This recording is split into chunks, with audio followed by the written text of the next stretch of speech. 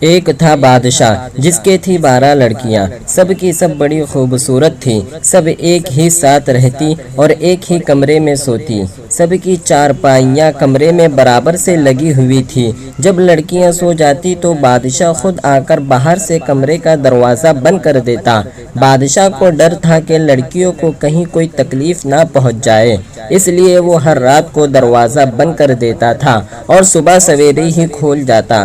ایک دن صبح کو جب بادشاہ دروازہ کھولنے آیا تو یہ دیکھ کر اسے بڑا تعجب ہوا کہ 12 لڑکیوں کے جوتے ایک قطار میں رکھے ہوئے ہیں، ہر جوتے کی ایڑی گھسی ہوئی ہے، جوتے گرد میں اٹے ہوئے ہیں۔ بادشاہ سمجھ گیا کہ لڑکیاں ضرور رات کو کہیں گئی تھیں، مگر لڑکیاں کیوں کر باہر گئی یہ اس کی سمجھ میں نہ آیا۔ لڑکیوں سے پوچھنا مناسب نہ سمجھا۔ آخر میں مجبور ہو کر اس نے اعلان کیا کہ جو کوئی بھی معلوم کر لے گا کہ شہزادیاں رات کو کہاں جاتی ہے، اس کی شادی اس شہزادی سے کر دی جائے گی جس کو وہ پسند کرے گا، راج پاٹ بھی اسی کو دے دیا جائے گا، مگر شرط یہ ہے کہ 3 دن کے اندر معلوم کر کے بتلائے ورنہ پھانسی دے دی جائے گی۔ کچھ دنوں کے بعد ایک شہزادہ آیا اور اپنے آپ کو اس کام کے لیے پیش کیا۔ بادشاہ نے اس کا استقبال بڑی دھوم دھام سے کیا، شہزادیوں کا کمرہ دکھلایا، کمرے کے پاس ہی شہزادے کے سونے اور رہنے کا انتظام کیا تاکہ نزدیک سے شہزادیوں کی نگرانی اچھی طرح کر سکے۔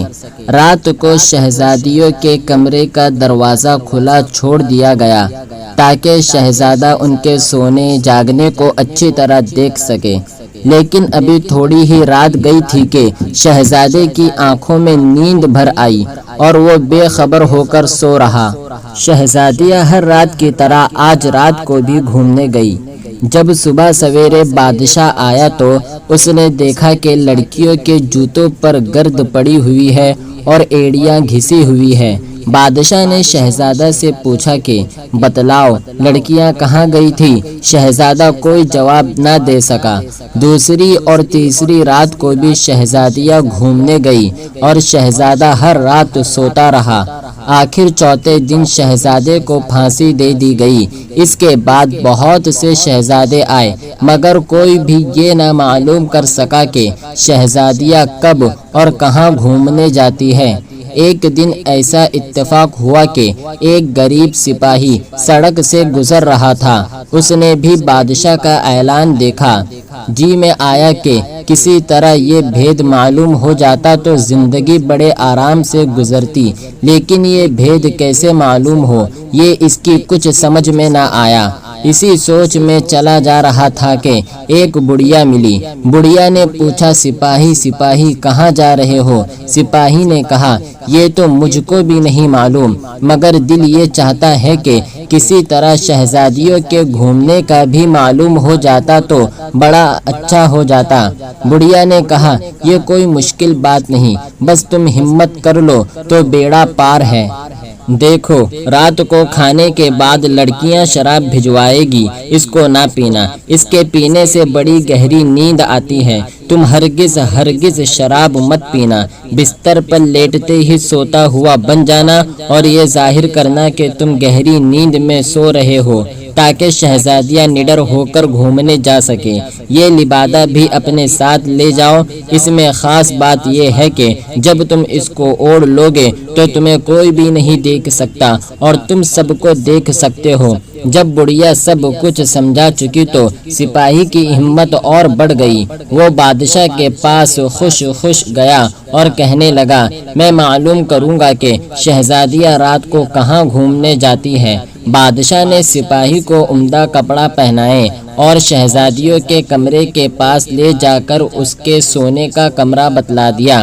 شام ہوتے ہی ایک شہزادی شراب کا پیالہ لے ہوئی سپاہی کے پاس آئی اور ہنس کر پینے کو کہا۔ سپاہی نے اپنے حلق کے پاس ایک تھیلی باندھ رکھی تھی۔ سپاہی نے بڑی ہوشیاری سے شراب تھیلی میں انڈیل لی، چارپائی پر لیٹتے ہی گہری نیند میں سوتا ہوا بن گیا۔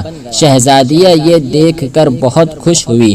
آدھی رات کے قریب شہزادیاں اٹھی، کپڑے پہنے، بال سنوارے اور گھومنے جانے کے لیے تیار ہو گئی۔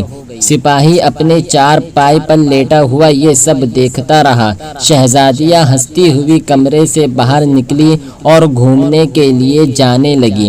سپاہی چپکے سے اٹھا، لبادہ اوڑھ کر شہزادیوں کے پیچھے ہو لیا۔ تھوڑی دور چلنے کے بعد سب سے چھوٹی شہزادی بولی، مجھے ڈر لگ رہا ہے، نہ جانے آج کیا بات ہے، دل خوش نہیں۔ بڑی شہزادی نے کہا، تم بس یوں ہی ڈر رہی ہو، کوئی بات نہیں۔ یہ کہہ کر تمام شہزادیاں ہنستی ہوئی ایک باغ میں پہنچی۔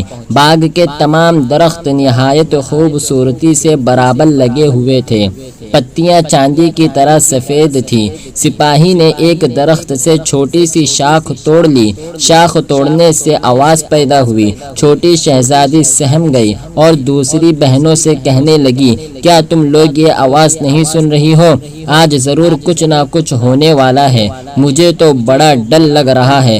بڑی شہزادی نے پھر ہنس کر اس کی بات کو ٹالا اور کہا کہ کچھ نہیں، بس تمہیں کچھ وہم ہو گیا ہے۔ چلتے چلتے شہزادیاں دوسرے باغ میں پہنچی، جہاں درختوں کی پتیاں سنہرے رنگ کی تھی۔